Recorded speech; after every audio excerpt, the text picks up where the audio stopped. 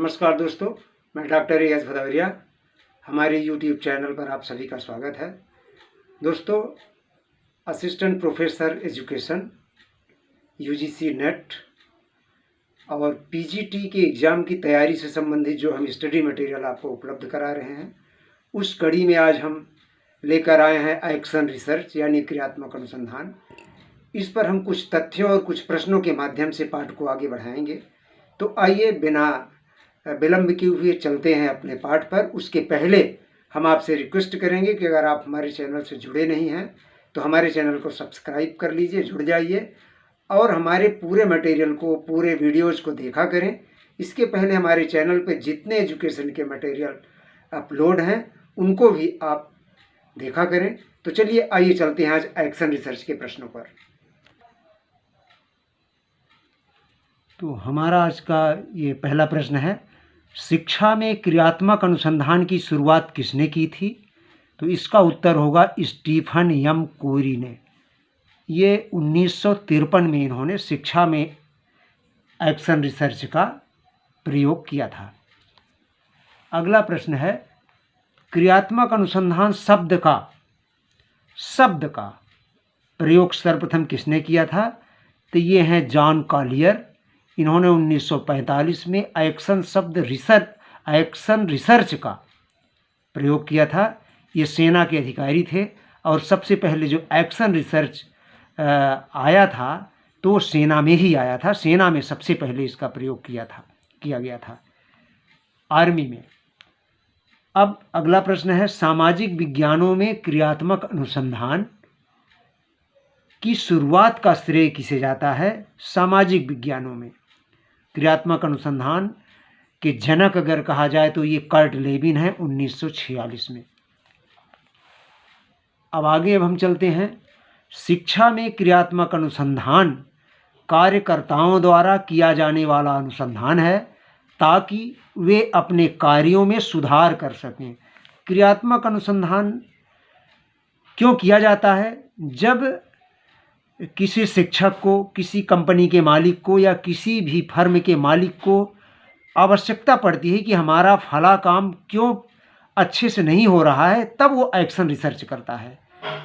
तो अब जब अच्छे से नहीं हो पा रहा है कोई काम, शिक्षण अच्छे से नहीं हो पा रहा है, कक्षा में बच्चे समय पर नहीं आ पा रहे हैं, रोज़ कक्षा से भाग जाते हैं, तमाम समस्याएं आती हैं। उस समस्या के समाधान हेतु एक्शन रिसर्च किया जाता है और क्यों यह समस्या आ रही है जब पता चल जाता है तो उसका सुधार किया जाता है। तो इसकी परिभाषा से देखिए स्पष्ट है कि शिक्षा में क्रियात्मक अनुसंधान कार्यकर्ताओं द्वारा किया जाने वाला अनुसंधान है ताकि वे अपने कार्यों में सुधार कर सकें। तो ये परिभाषा किसने दिया था? स्टीफन यम कोरी ने दिया था। अब आगे हम चलते हैं, अपने निर्णयों व कार्यों की गुणवत्ता सुधारने के लिए शिक्षकों व प्रशासकों द्वारा प्रयुक्त शोध क्रियात्मक अनुसंधान कहलाता है। अपने निर्णयों या कार्यों की गुणवत्ता सुधारने के लिए शिक्षकों व प्रशासकों द्वारा प्रयुक्त शोध क्रियात्मक अनुसंधान कहलाता है। तो इसको सीवी गुड ने कहा था। अगला है, एक्शन रिसर्च का मुख्य उपभोक्ता कौन है? इसका मुख्य उपभोक्ता क्या है? स्वयं रिसर्चर होता है। रिसर्चर ही अपने समस्याओं का समाधान इसके माध्यम से करता है। इसलिए कहा जाता है कि एक्शन रिसर्च का जो मुख्य उपभोक्ता होता है, ये क्वेश्चन कई बार पूछा जाता है तो उसमें ऑप्शन में लिख दिया जाता है शिक्षक, छात्र या पालक या कुछ भी लिख दिया जाता है। तो या अगर ये लिखा हुआ है कि स्वयं अनुसंधान करता तो आपका सही उत्तर होगा स्वयं अनुसंधान करता, जो अनुसंधान कर रहा है।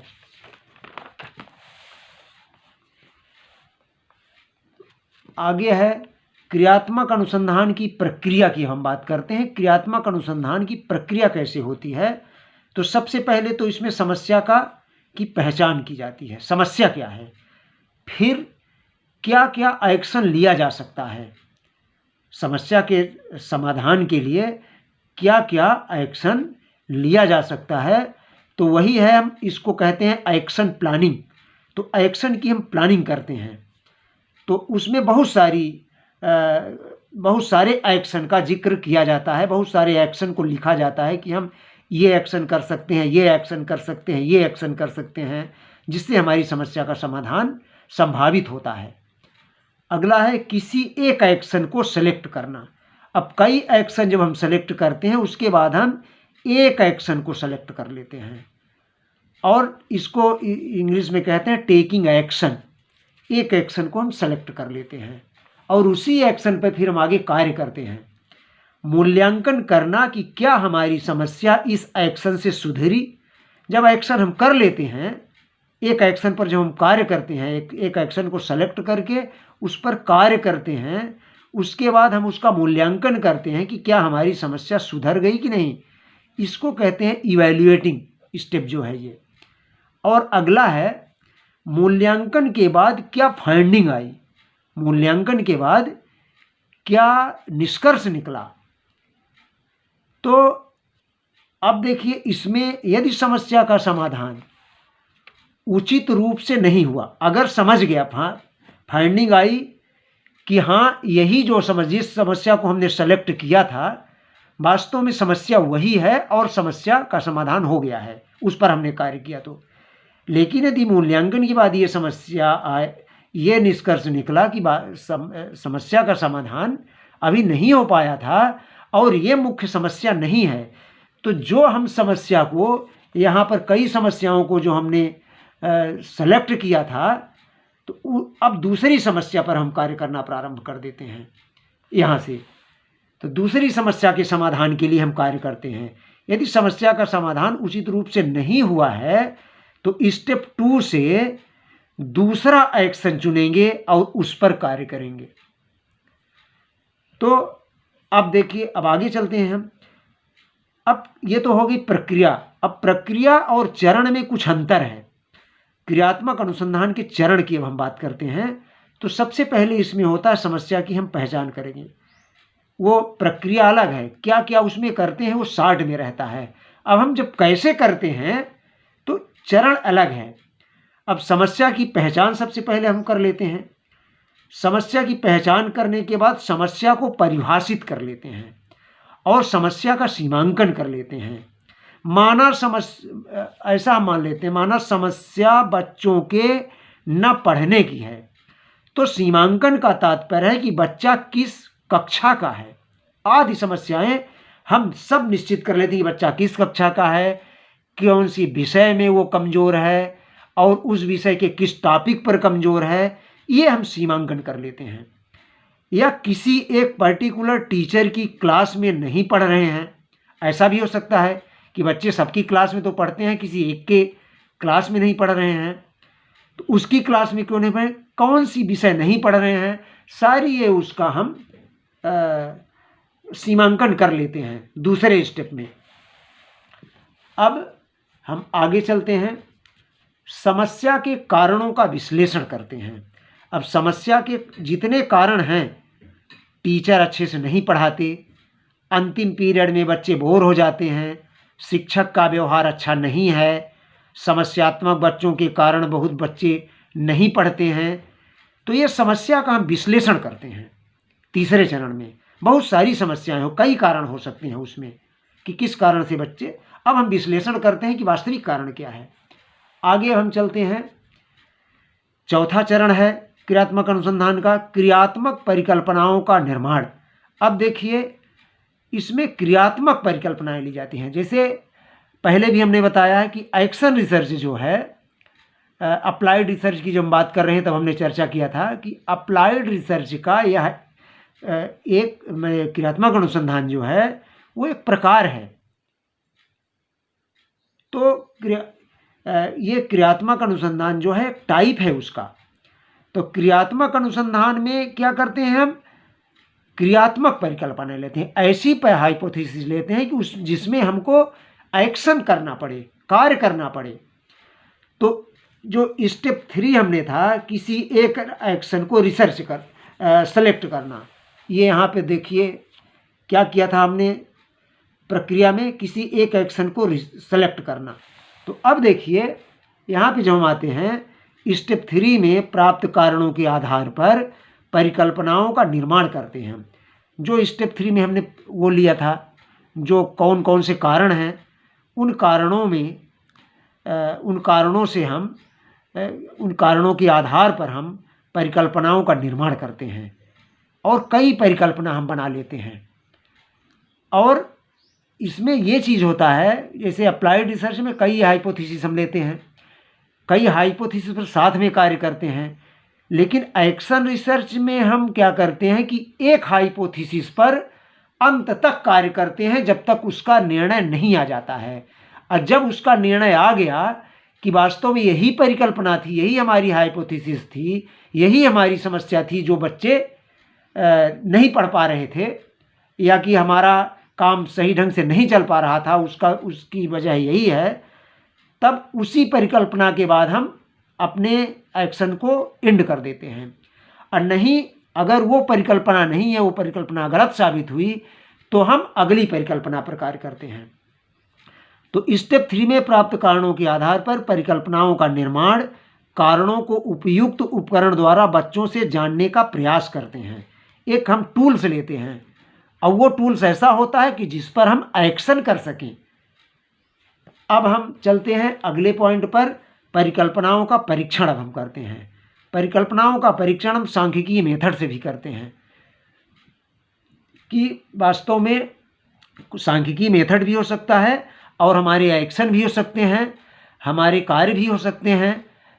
किसी भी माध्यम से हम उसका परीक्षण करते हैं कि वास्तव में जो हमारी ये हाइपोथेसिस थी तो ये सही थी कि गलत थी। अगर ये हुआ कि ये हमारी हाइपोथेसिस सही नहीं थी, हमारा ये जो गेस था ये उचित नहीं था, तो हम अगली परिकल्पना सेलेक्ट करते हैं। उसके बाद हम पहुंचते हैं निष्कर्ष पर। निष्कर्ष प्राप्त होने पर हमें अपने कार्यशैली में बदलाव करना होगा। जब निष्कर्ष प्राप्त हुआ तो अगर हमारा निष्कर्ष सही है, जो हमारी जिस परिकल्पना पर हमने कार्य किया उसके मुताबिक हम सही निर्णय पर पहुंच चुके हैं पहली ही परिकल्पना पर, तो वहाँ पे हम बंद कर देते हैं। नहीं तो हम अपने कार्यशैली में बदलाव करते हैं, यानी अपनी अगली हाइपोथेसिस को हम लेते हैं। अब आगे चलते हैं, क्रियात्मक अनुसंधान के प्रकार। तो क्रियात्मक अनुसंधान एक तो इंडिविजुअल होता है, व्यक्तिगत होता है, दूसरा कोलैबोरेटिव होता है, और तीसरा स्कूल वाइड एक्शन रिसर्च होता है। माने पूरा स्कूल मिलकर के, जब समस्या स्कूल की हो तो पूरा स्कूल मिलकर रिसर्च करता है। अगर समस्या व्यक्तिगत है तो कोई एक व्यक्ति उस पर रिसर्च करता है। अब कुछ इसकी विशेषताएं हैं एक्शन रिसर्च की, उस पर हम चर्चा करते हैं। ये अनुभवजन्य, इसको हम इंग्लिश में कहते हैं एम्पिरिकल रिसर्च पर आधारित होता है। ये अनुभवजन्य, क्योंकि जब हमें ये स्वयं के अनुभव पर होता है, जब रिसर्चर को अनुभव होता है कि हमें ये समस्या है, तो उस समस्या पर ही हम कार्य करते हैं, उस समस्या का समाधान करने का हम प्रयास करते हैं। इसलिए इसको कहते हैं अनुभवजन्य रिसर्च पर आधारित है। ये अप्लाइड रिसर्च का एक प्रकार है। तीसरा है स्थानीय समस्याओं को हल करने में सहायक है। ये माने लोकल समस्याएं, विद्यालयीन समस्या, संस्थागत समस्या, जो भी हम कहें, यह एक चक्रीय प्रक्रिया है, साइक्लिक प्रोसेस है। साइक्लिक प्रोसेस क्यों है कि पहले हम एक समस्या पर अध्ययन करते हैं कि मान लीजिए कोई पौधा सूख रहा है, तो हम पहले एक हाइपोथेसिस लेंगे कि ये पानी के कारण सूख रहा है, उस पर कार्य करें, और पता चला अंत में कि पानी के कारण नहीं, इसको पानी तो पर्याप्त मिल रहा है। अगली हम हाइपोथेसिस लेंगे कि हमारा पौधा खाद के बिना सूख रहा है। अब उस पर हम कुछ देर तक काम करेंगे, कुछ दिनों तक कार्य करेंगे। जब पता चल जाएगा कि खाद के कारण भी ये पौधा नहीं सूख रहा है, कोई दूसरा कारण है, निष्कर्ष आया कि खाद के कारण भी पौधा हमारा नहीं सूख रहा है, कोई दूसरा कारण है, अगली हम हाइपोथेसिस फिर लेते हैं कि हो सकता है कि हमारे पौधे की जड़ में दीमक लगी हो। अब उसको हम फिर से देखेंगे, फिर परीक्षण करेंगे, कोई दीमक तो नहीं है। पता चला कि उसमें दीमक लगी थी, फाइंडिंग हमारी ये आई कि उस पौधे के जड़ में दीमक लगी थी, जिसके वजह से पौधा सूख रहा है, तो दीमक वाली हम दवाई उसमें डालेंगे। इसी तरह से शिक्षण पर हम कार्य करते हैं। ये है हमारा एक्शन रिसर्च।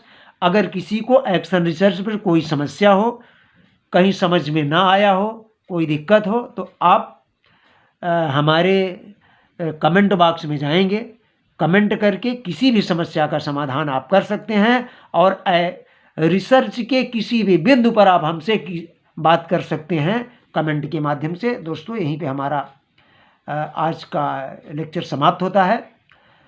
तो आपसे पुनः एक रिक्वेस्ट है कि आप हमारे चैनल को सब्सक्राइब नहीं किए हैं अभी तक, तो सीधे सब्सक्राइब कर लें, हमारे चैनल से जुड़े रहें, हमारे वीडियोज़ को देखें। बहुत सारे वीडियोज़ इस पर अपलोड हैं, सारे वीडियोज़ को आप देखने की आदत डाल लें। एक दिन में एक वीडियो अवश्य देखें, तो निश्चित है कि आपकी कॉन्क्रीट स्टडी होगी और आपको वास्तव में एक समझ उत्पन्न होगी। रिसर्च पर आपको कोई भी समस्या नहीं आएगी। इसी के साथ दोस्तों, धन्यवाद।